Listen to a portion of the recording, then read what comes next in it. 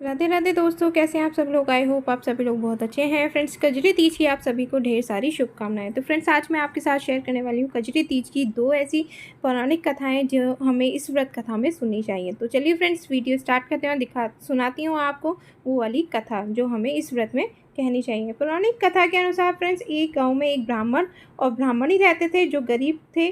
ब्राह्मण की पत्नी ने कजरी तीज का व्रत रखा। व्रत की पूजा करने के लिए उसने अपने पति से कहा कि वो उसके लिए चने का सत्तू लेकर आए। ये सुनकर पति बहुत हैरान परेशान हो गया, क्योंकि उसके पास सत्तू खरीदने के लिए पैसे नहीं थे।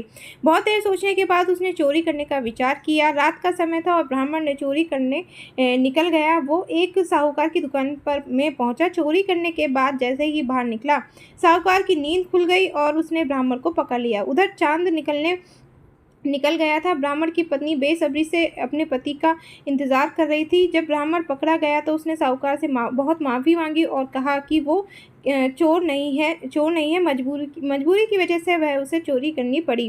पहले उस साहूकार को ब्राह्मण की बात पर यकीन नहीं हुआ। जब उसने छानबीन की तो सत्तू के अलावा उसके पास ब्राह्मण के पास कुछ नहीं मिला। ब्राह्मण की सारी बातें सुनने के बाद साहूकार ने कहा उसे वो माफ़ कर दे, लेकिन एक शर्त है। वो शर्त की ये है कि आज से वह उसकी पत्नी अपनी धर्म बहन मानेगा। इन सारी बातों के बाद साहूकार ने बहुत सा सत्तू, गहने और पैसे देकर, मेहंदी देकर ब्राह्मण को प्रेम से विदा कर दिया। जिस प्रकार उस ब्राह्मण के जीवन में दुख दुख दुख चला गया, उसी तरह से कजरी तीज माता सभी की मनोकामनाएं पूर्ण करे, सभी पर अपनी कृपा दृष्टि बनाए रखे, सभी का जीवन सुखी जीवन का आशीर्वाद देने की कृपा करे। तो फ्रेंड्स, ये थी आज की पहली हमारी व्रत कथा। तो फ्रेंड्स, दूसरी व्रत कथा कौन सी है, चलिए फ्रेंड्स दूसरी व्रत कथा भी हम स्टार्ट करते हैं। दूसरी कथा फ्रेंड्स इस प्रकार है। एक साहूकार था, उसके 7 बेटे थे। उसका सबसे छोटा बेटा पगला था। वह रोजाना एक वेश्या के पास जाता था। उसकी पत्नी बहुत पतिव्रता थी। खुद उसे कंधे पर बिठाकर वेश्या के यहाँ ले जाया करती थी। बहुत गरीब थी, जेठानियों के पास काम करके अपना गुजारा करती थी। भाद्रपद के महीने में कजरी तीज के दिन सभी ने तीज माता के व्रत और पूजा के लिए सातु बनाए। छोटी बहू गरीब थी, उसकी सास ने उसके लिए भी एक सातु का छोटा पिंडा बनाया। शाम को पूजा करके जैसे ही वह सत्तू पासने लगी, उसका पति बोला मुझे वेश्या के यहाँ छोड़कर आ। हर दिन की तरह उस दिन भी वह अपने पति को कंधे पर बैठाकर छोड़ने गई, लेकिन पति उस दिन बोलना भूल गया कि तू जा। वह बाहर ही इंतजार करने लगी। इतने में जोर से वर्षा आने लगी और बरसाती नदी में पानी बहने लगा। कुछ देर बाद नदी से आवाज़ आई कि अवतारी जागतारी दोना खोल के पीव प्यारी होए।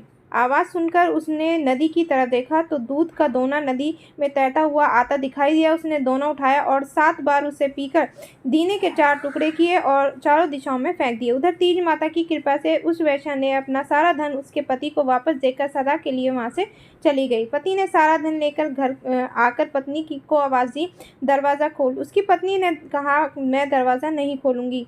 उसने कहा कि मैं अब वापस नहीं जाऊंगा, अपने दोनों मिलकर सातु पोसेंगे। लेकिन उसकी पत्नी को विश्वास नहीं हुआ। उसने कहा मुझे वचन दो, वापस वेश्या के पास नहीं जाओगे। पति ने अपनी पत्नी को वचन दिया कि उसने दरवाज़ा खोला और देखा उसका पति गहनों के साथ धन माल सहित खड़ा था। उसने सारे गहने कपड़े अपनी पत्नी को दिए और फिर दोनों ने बैठकर सातु पासा। सुबह जब जेठानी के यहाँ काम करने गई तो बच्चे बुलाने आए, काकी चलो सारा काम पड़ा है। उसने कहा अब तो मुझ पर तीज माता की पूरी कृपा है, अब मैं काम करने नहीं आऊँगी। बच्चों ने जाकर अपनी माँ को बताया कि आज से काकी काम करने नहीं आएंगी, उन पर तीज माता की कृपा हुई है। वह नए नए कपड़े गहने पहनकर बैठी हैं और काका जी भी घर पर बैठे हैं। सभी लोग बहुत खुश हैं। हे तीज माता, जैसे आप उस पर प्रसन्न हुई वैसे ही सब पर प्रसन्न होना, सबके दुख दूर करना। तीज माता की जय। तो फ्रेंड्स, ये थी हमारी दूसरी तीज माता की व्रत कथा। तो फ्रेंड्स, आप भी इस तरह की व्रत कथा आपने इस व्रत में सुने और अपना व्रत को पूरा करें। तो फ्रेंड्स, यदि आपको मेरी आज की ये वीडियो थोड़ी सी भी यूज़फुल लगी हो, थोड़ी सी भी ज्ञानवर्धक लगी हो, तो मेरे चैनल को लाइक करना, मेरे चैनल को सब्सक्राइब करना ना भूलें और मुझे कमेंट बॉक्स में कजरी माता जय कजरी माता ज़रूर लिख कर भेजिएगा। तो चलिए फ्रेंड्स, मिलते हैं अपनी एक और नई वीडियो के साथ, एक और नई कथा के साथ। तब तक के लिए राधे राधे।